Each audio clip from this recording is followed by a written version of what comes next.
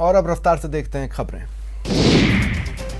राजगढ़ में मंदिर तोड़ने का मामला हाईकोर्ट पहुंच गया है। अधिवक्ता प्रकाश ठाकुरिया ने हाईकोर्ट में याचिका दायर की और न्यायिक जांच की मांग की।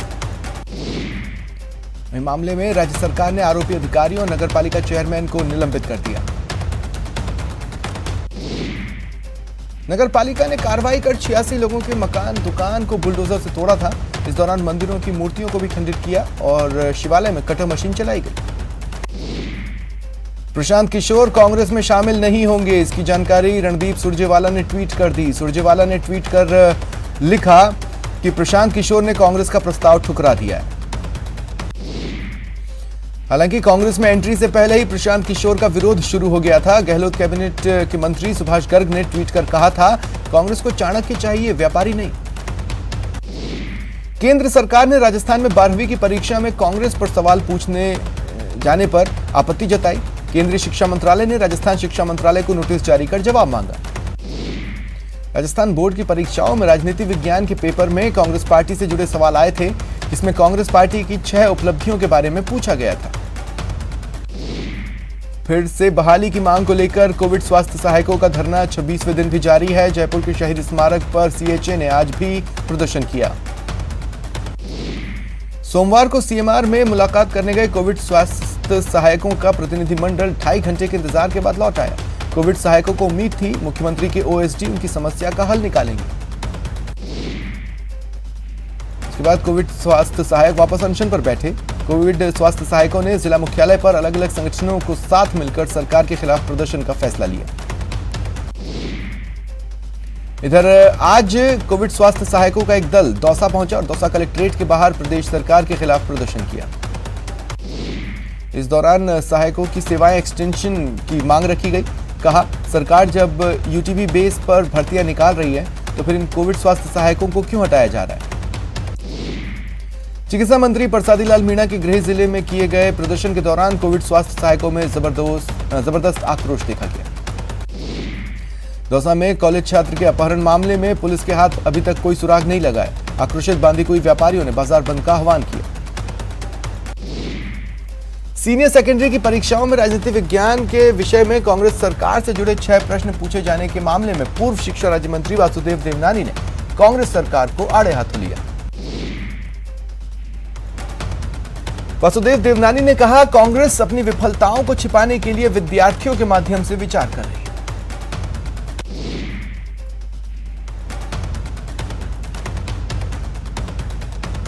मंत्री वासुदेव देवनानी माफ कीजिएगा पूर्व मंत्री वासुदेव देवनानी ने कहा कि केंद्रीय शिक्षा मंत्रालय द्वारा मांगी गई रिपोर्ट का जवाब कांग्रेस सरकार को देना भारी पड़ेगा।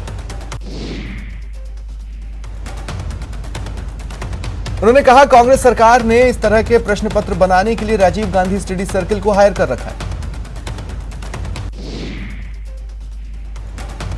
सीकर में कांग्रेस का 2 दिवसीय आवासीय प्रशिक्षण कार्यक्रम शुरू हुआ। उद्घाटन सत्र में पीसीसी चीफ गोविंद सिंह डोटासरा ने संबोधित किया। कहा, आज जो संगठन को मजबूत करने की जरूरत है।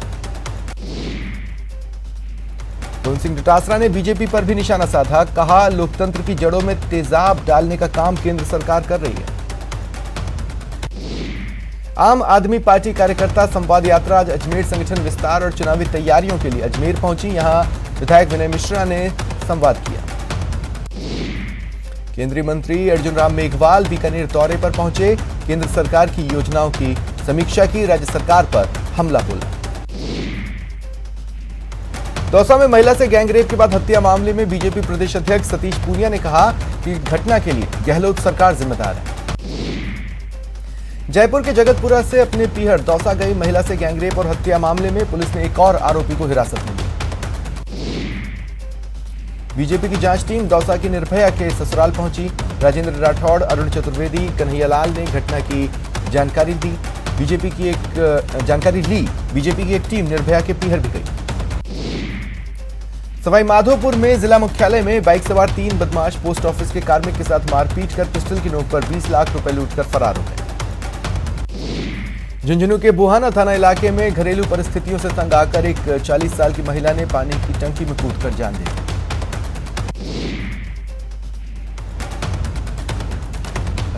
दौसा मामले में बीजेपी की जांच टीम आज निर्भया के ससुराल पहुंची और घटना की जानकारी दी। सवाई माधोपुर में 3 बदमाश पोस्ट ऑफिस के कार्मिक के साथ मारपीट कर लूट की वारदात को अंजाम दे फरार हो गए। झुंझुनू के बुहाना थाना इलाके में घरेलू परिस्थितियों से परेशान होकर एक 40 साल की महिला ने आत्महत्या कर ली। प्रतापगढ़ शहर के अवलेश्वर महादेव टोल इंटरप्राइजेज पर कल देर शाम एक युवक द्वारा टोल पर कर्मचारियों के साथ अभद्रता और मारपीट के मामले में टोल मैनेजर ने थाने पहुंचकर मामला दर्ज कराया।